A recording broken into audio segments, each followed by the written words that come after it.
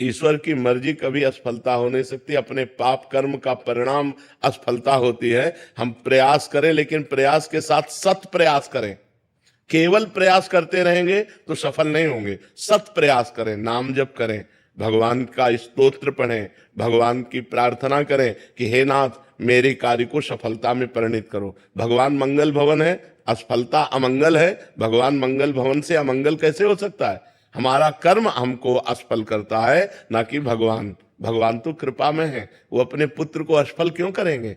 पर हमारे कर्म ऐसे बन गए तो हमको वो भोगना जरूरी है। इसीलिए भगवान छूट दे देते हैं कर्मों को कि फिर असफल करो, इसको विपत्ति दो, इसको दुख दो। क्योंकि कर्म का फल, गीता जी में भगवान ने कहा, अवश्य में भोक्तव्यम कृतम कर्म शुभाशुभम। जो तुम पाप और पुण्य कर्म कर रहे हो तुमको भोगने पड़ेंगे, ये व्यर्थ नहीं है, ये तुमको भोगने पड़ेंगे। अगर अपनी सफलता चाहते हो तो नाम जप करो, भगवान का नाम जितना जप करोगे, गंदे आचरण छोड़ो, जीवों पर दया करो। ये मुर्गा, गाय, भैंस, बकरा राक्षस मत बनो।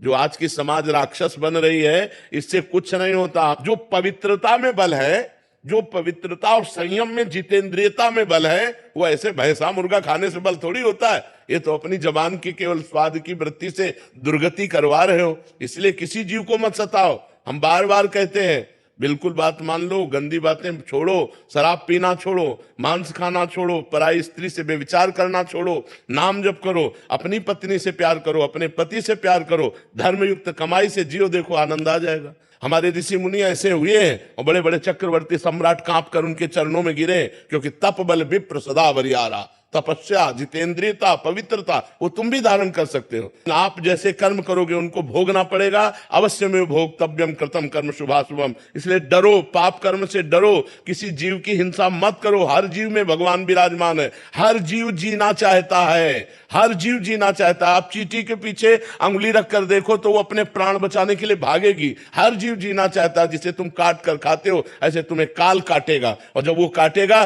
तो ये बताएगा नहीं कि हम काट रहे हैं। इसलिए बहुत होश में, कोई पाप कर्म मत करो। बहुत सौम्यता से मनुष्य जीवन आनंदमय कट जाए, बहुत बड़ी भगवान की कृपा।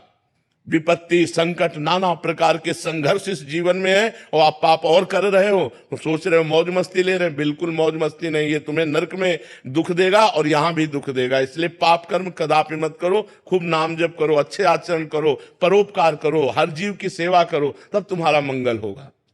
आनंद अग्रवाल जी, हैदराबाद से। राधे राधे। राधे राधे महाराज जी। महाराज जी, गुरु का चुनाव पूर्व निश्चित है क्या? नहीं, ये कृपा से होता है, ये प्रारब्ध से। प्रारब्ध में दो ही कर्म होते हैं, शुभ और अशुभ कर्म। शुभ कर्म पुण्य, उसका फल सुख। अशुभ कर्म पाप, उसका फल दुख। लेकिन संत मिलना, गुरुदेव का मिलना, ये हमारे प्रारब्ध से नहीं, ये भगवान की कृपा से होता है। अब मोहि भाव भरोस हनुमंता, बिनु हरि कृपा मिले नहीं संता। ये भाग्य नहीं, ये कृपा। कृपा से हमें गुरुदेव की प्राप्ति होती है, गुरुदेव की कृपा से साधना की प्राप्ति होती है। साधना परिपूर्ण होने पर भगवत प्राप्ति हो जाती है। ये कृपा से मिलता है, ये भाग्य से नहीं। गौरव जी, पंजाब से। राधे राधे। राधे राधे महाराज जी। महाराज जी, मुझे मंत्र दीक्षा मिल चुकी है। मैं हर दिन माला जप और 84 जी का पाठ भी करता हूँ और निकुंज जाना चाहता हूँ। महाराज जी, अभी इनकी कह रहे हैं कि 7 महीने पहले शादी हुई है, पर धर्म पत्नी से एक दूसरे खोने का डर रहता है। हमारी एक दूसरे में आसक्ति इतनी बढ़ गई है कि अब तो एक दूसरे की मन की बात भी जानने लगे हैं। कोई बात नहीं, उसमें भगवत भाव रखो और धर्म पूर्वक विषय सेवन करो और नाम जप करो, माता पिता की सेवा करो। समाज में किसी भी जीव को कष्ट पाते देखकर हृदय द्रवित हो जाए और उसका परोपकार की भावना करो, इसी से भगवत प्राप्ति हो जाएगी। पत्नी से प्यार करना चाहिए, ये तो अहोभाग्य है कि आपकी और आपकी पत्नी में प्यार है। और भगवान ऐसे ही, हम कहते हैं हमारे समाज में बढ़े कि लोग अपनी पत्नी से प्यार करें, पराई स्त्रियों से गंदा आचरण न करें, पत्नी अपने पति से प्यार करे, गंदा आचरण न करे। ये सौभाग्य का विषय है कि आपकी और आपकी पत्नी में प्यार है। हम कहते हैं हमारे समाज में ऐसा ही होना चाहिए। पहले अगर गलती हो गई है तो उनको गलती मानकर छोड़ दें। जहां ब्याह हो तो अपने पति से प्यार करना चाहिए, अपनी पत्नी से प्यार करना चाहिए। ये गृहस्थ धर्म से ठीक है। खूब नाम जप करो, अच्छे आचरण करो। दिवांशी जी। राधे राधे। राधे राधे महाराज जी, एक सच्चे मित्र की क्या पहचान है? जो हमें कुपंथ से हटाकर, वासनाओं से हटाकर सच्चिदानंद भगवान में लगा दे, वही सच्चा मित्र है। जो कुपंथ से हटाकर सुपंथ में, कुपथ निवारी सुपंथ चलावा, मित्र की पहचान है। कुपंथ से हटाकर सुपंथ में चला दे, सुपंथ है भगवान। ऐसा तो गुरु है महाराज जी। तो सच्चे मित्र गुरु ही तो है, और तो कौन हो सकता है? सच्चा यार श्री कृष्ण है, सच्चे यार गुरुदेव है, और कौन है? दूसरा कौन है? दूसरा तो कुपंथ में फंसा, जो कहते हैं तो वो केवल झूठ बोलते हैं, वो उससे प्यार नहीं करते, वो अपनी वासनाओं से प्यार करते हैं। अपनी वासनाओं की पूर्ति के लिए बोलते हैं मैं तुमसे प्यार करता हूं, वो उनसे प्यार नहीं करते, अपनी वासना से प्यार करते हैं। अपनी भोगों की कामनाओं की पूर्ति के लिए बोलते हैं मैं तुमसे प्यार करता हूं। नहीं, प्यार का मतलब होता है प्यारे को सुखी रखना, प्यारे की हर बात को सिर माथे रखना और सुख पहुंचाना। ये प्यार कौन कर सकता है? ये भगवान ही प्यार कर सकते हैं, या कोई भगवान का भक्त प्यार कर सकता है, दूसरा कोई थोड़ी प्यार कर सकता है। कर्नल राजश्री जी। राधा वल्लभ श्री हरिवंश। श्री हरिवंश महाराज जी। महाराज जी, आप कह रहे हैं कि आप आर्मी में न्याय के पद पे कार्यरत हैं, जिसमें मतलब अनुशासन के। महाराज जी, कभी कभी ऐसे केस आते हैं जिनके एविडेंस को देखने और सुनना पड़ता है, तो महाराज जी कभी कभी कुछ चीजें ऐसी गलत होती हैं जिसका मन पर बहुत बुरा प्रभाव पड़ता है, फिर मन में ग्लानि होती है। वो गलत मतलब आप महाराज जी एविडेंस देखने, क्योंकि ये न्याय देख रहे हैं, तो किसी ने प्रस्तुत किया, मतलब किसी जवान ने कुछ कर दिया, तो कुछ गलत भी हो सकता है महाराज जी, कुछ गंदी वो भी हो सकते हैं, तो उनको देखने पे फिर मन पे असर पड़ता है, बाद में ग्लानि होती है। नहीं, गिलानी तो नहीं आपको होनी चाहिए, क्योंकि आपने कोई गलत तो कार्य किया नहीं। प्रभु जी, उसमें ऐसी एविडेंस होती है जो मतलब जो आप निषेध करते हैं, आज के जिस तरह की ऑफेंसेस हो रही है उस तरह की एविडेंस होती है, उसको देखना पड़ता है, बार बार देख के उसके हिसाब से उसका चार्ज बनाना पड़ता है और फिर उसका आगे का निर्णय लेना पड़ता है। तो इसमें वीर बन करके, इसमें वीरता अंदर धारण करते हुए, बिल्कुल कठोर हृदय रखते हुए निर्णय करना चाहिए। उसमें बिल्कुल नहीं। 3 प्रकार की भगवान की लीलाएं हो रही, सात्विक लीला, राजसिक लीला, तामसिक लीला। मानुषिक लीला, राक्षसी लीला, दैवी लीला। तो जब राक्षसी लीला का निर्णय करना हो तो उस समय कठोर हृदय होना चाहिए, बिल्कुल नहीं। ना अपने अंदर कोई दया होनी चाहिए, न कोई ग्लानि होनी चाहिए। तो जैसा कर्म करता है, देखो भगवान तो सब कितने दयालु है, लेकिन देख रहे हो ना, जब कर्म का भोग देते हैं तो बिल्कुल दया नहीं, बिल्कुल दयाल, बिल्कुल परिपक्व होना चाहिए। उस समय बिल्कुल तुम्हारे अंदर दया नहीं, कोई ग्लानि नहीं, एक अंदर और जोश होना चाहिए और उसको उचित दंड देना चाहिए। गुरु जी, ऐसा लगता है कि आपकी वाणी सुनते कि कहीं मैं कोई अपराध तो नहीं करूं, बार बार देखना पड़ता है, इसलिए नहीं नहीं नहीं नहीं नहीं नहीं नहीं, बिल्कुल अपराध नहीं। वो तो आपका कर्तव्य कर्म है, और कर्तव्य कर्म करने के लिए भगवान ने आदेश किया है, इसलिए वो अपराध नहीं, वो आपकी पूजा है। बिल्कुल निर्दोष होकर के आप कीजिए। जी जी। अर्चना जी। श्री हरिवंश। श्री हरिवंश महाराज जी। महाराज जी, आपकी जो बनारस की ठसक थी उसमें आपको वृंदावन ठाकुरानी का प्रेम मिल गया, तो महाराज जी आपको नहीं लगता ये बेजोड़ हो गया? मतलब ऐसा कैसे बेजोड़ हो गया? इसका युग बेजोड़ में नहीं हुआ। अलग सी धारा बहा दी। नहीं, बिल्कुल नहीं हुई। गंगाधर गोरे है ना, कर्पूर गौरम, प्रियाजू कैसे है? गोरी है ना, तो बस धारा तो धारा ही मिल गई। वो धारा चली और राधा में आ गई। धारा का उल्टा क्या होता है? तो बस बेजोड़ कैसे हो गया?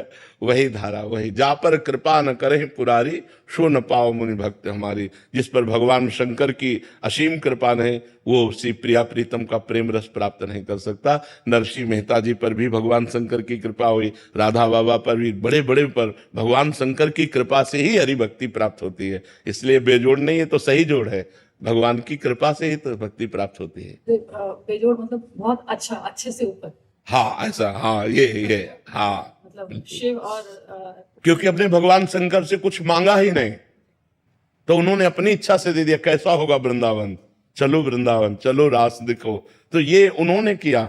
नहीं तो हम तो केवल अनन्य भाव से भगवान शिव की उपासना, और ना हमें मोक्ष की चाह, ना कोई चाह नहीं, केवल उपासना।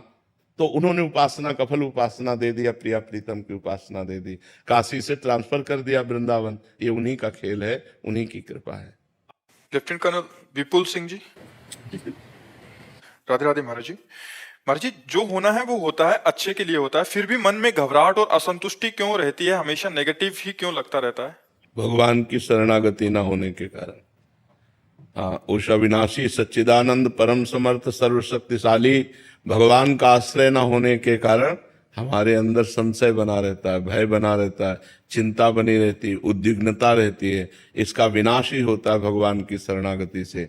जब भगवान की शरण में होते हैं तो निर्भयता आती, निश्चिंतता आती, निशोकता आती, संशय नष्ट हो जाते हैं, विपरीत भावनाएं नष्ट हो जाती हैं, जो निगेटिव भावनाएं हैं वो नष्ट हो जाती हैं। इसलिए भगवान की शरण में हो, नाम जप करो, आप देखो खुद आपको लाभ मिलेगा। जितना नाम जप करोगे उतना ही आपको लाभ मिलेगा। भगवान बड़े करुणामय हैं।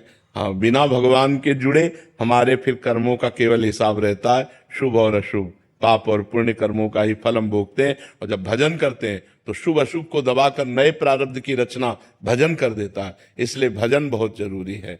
बारी मथे घृत होए बरु, सिकताते बरु तेल, बिनु हरि भजन न भवतरी, या सिद्धांत पेल। अगर भव संसार समुद्र से, चिंता शोक भय से मुक्त होना है तो भगवान का भजन करो। चाहे पानी मथने से घी निकल आवे, बालू पेरने से तेल निकल आवे, असंभव, लेकिन यह भी संभव हो सकता है। पर बिना भगवान का भजन किए इस माया से मुक्त नहीं हो सकते। इसलिए भजन करो, नाम जप करो। विशाल जी, दाऊ जी, मथुरा से। श्री हरिवंश महाराज जी, अगर श्री वृंदावन धाम में शरीर छूटने पर भगवत प्राप्ति हो जाती है तो संपूर्ण 84 कोष में भी वृंदावन के अन्यत्र जैसा ही फल मिलेगा। और कोई ब्रिजवासी अगर कोई शरीर छोड़ता है तो उसको उसकी क्या 84 कोष भूमि श्री कृष्णमय है, पर उसमें मुकुट 84 कोष है समस्त तीर्थों का, समस्त पुरियों का। जैसे श्रीपाद प्रबोधानंद जी महाराज ने वर्णन किया, स्थूल से सूक्ष्म श्रेष्ठ है, सूक्ष्म से कारण श्रेष्ठ है, कारण से तुरी श्रेष्ठ है, तुरी से ब्रह्म श्रेष्ठ है, ब्रह्म से वैकुंठ श्रेष्ठ है, वैकुंठ से द्वारिकापुरी श्रेष्ठ है, द्वारिकापुरी से मथुरापुरी श्रेष्ठ है, मथुरापुरी से ब्रज 84 कोष श्रेष्ठ है, ब्रज 84 कोष से गोष्ठ वृंदावन श्रेष्ठ है, गोष्ठ वृंदावन से गोपी वृंदावन श्रेष्ठ है, और गोपी वृंदावन से एक सी किशोरी जी का नवनिवृत्त निकुंज वृंदावन श्रेष्ठ है।